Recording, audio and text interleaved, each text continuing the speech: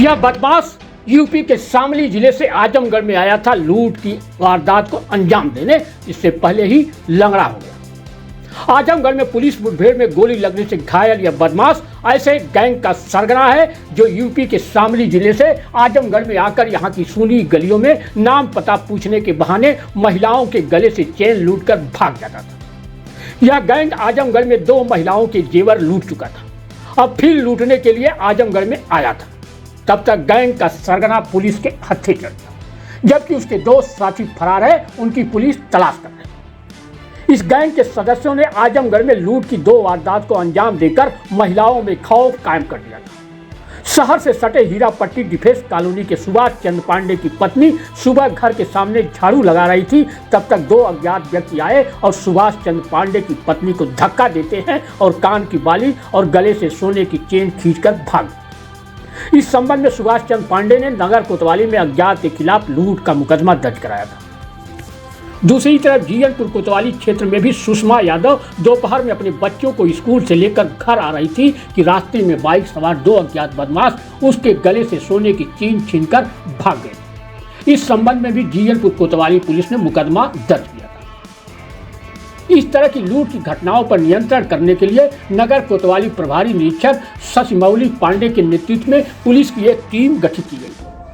घटना के अनावरण के लिए ऑपरेशन त्रिनेत्र के तहत लगाए गए सीसीटीवी कैमरों का लगभग 120 किलोमीटर तक अवलोकन किया गया। इस बीच 26 फरवरी को मुखबिर से सूचना मिलती है कि महिलाओं से चेन लूटने वाले गैंग का सदस्य किसी घटना को अंजाम देने के मकसद से फिर आजमगढ़ में आए और सर्विस लेन ककड़हट्टा के पास से गुजरने वाले। इस पर पुलिस टीम ककड़हट्टा के पास चेकिंग शुरू कर दी। फिर वही होता है जो हर मुठभेड़ के समय होता आया है।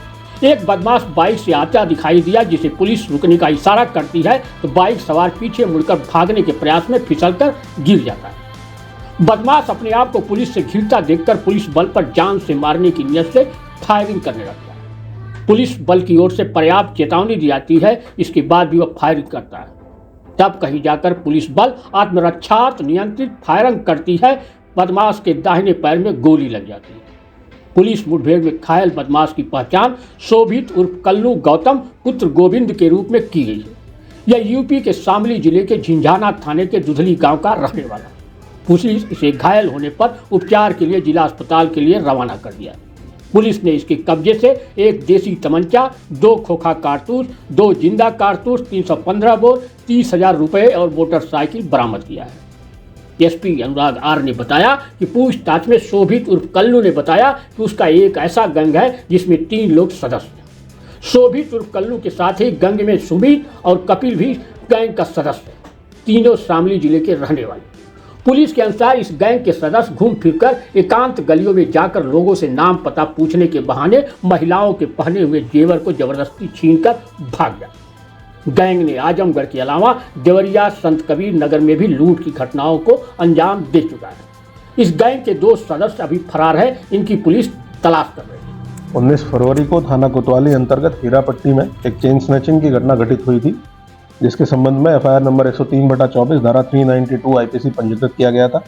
इसी प्रकार 19 दिसंबर 2023 को थाना जीयनपुर अंतर्गत भी एक चेन स्नैचिंग की घटना घटित हुई थी, जिसमें एफआईआर नंबर 790/23 धारा 392 आईपीसी पंजीकृत किया गया था।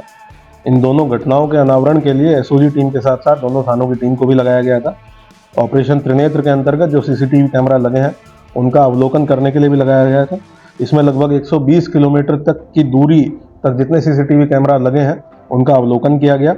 इस घटना का अनावरण किया गया है। कल रात्रि पुलिस मुठभेड़ में थाना कोतवाली की टीम के द्वारा एक अभियुक्त को गिरफ्तार किया गया है। इसका नाम शोभित उर्फ कल्लू गौतम पुत्र गोविंद, निवासी दुधली, पोस्ट झिंझाना, जनपद शामली, इसकी उम्र लगभग 26 साल है, इसके रूप में हुई है। उपचार के लिए इसको जिला अस्पताल भेजा गया है। इसके पैर में गोली लगी थी।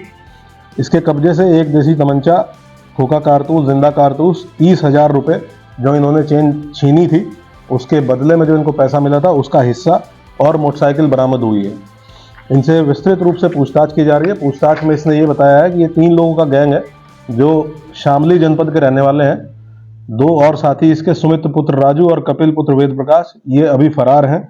ये अलग अलग जनपदों में शहर के एरिया में घूम फिरकर एकांत की गलियों में जाकर लोगों से नाम पता पूछने के बहाने चेन स्नैचिंग की घटनाएं घटित करते हैं। इसके अलावा इसके विरुद्ध जनपद देवरिया, संत कबीरनगर और गोरखपुर में भी इसके द्वारा बताया गया कि इनके द्वारा लूट की घटनाएं कारित की गई है। कुल 6 मुकदमे अभी इसके ऊपर पंजीकृत पाए गए हैं। ये एक अंतर जनपदीय गैंग है जिसका मुख्य अपराधी आज पकड़ा गया है पुलिस मुठभेड़ के दौरान। विस्तृत रूप से पूछताछ की जाएगी। जो इसके अन्य साथी हैं, फरार हैं, उनकी भी गिरफ्तारी सुनिश्चित की जाएगी और बहुत जल्द ही इसमें गैंगस्टर की कार्रवाई भी सुनिश्चित की जाएगी।